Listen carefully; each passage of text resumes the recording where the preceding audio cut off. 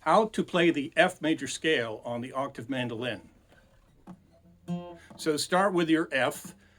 You can either use your third finger or your second finger on the third fret D string. I'm going to use my second because it's easier to reach, to stretch from there. So F, fourth finger on the fifth fret, D string is a G.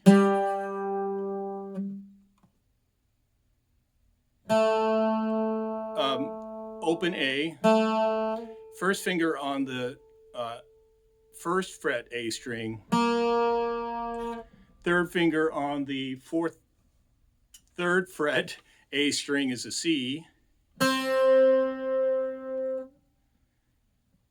fourth finger on the fifth fret A string is a D, open E, and first finger on the first fret E string is an F.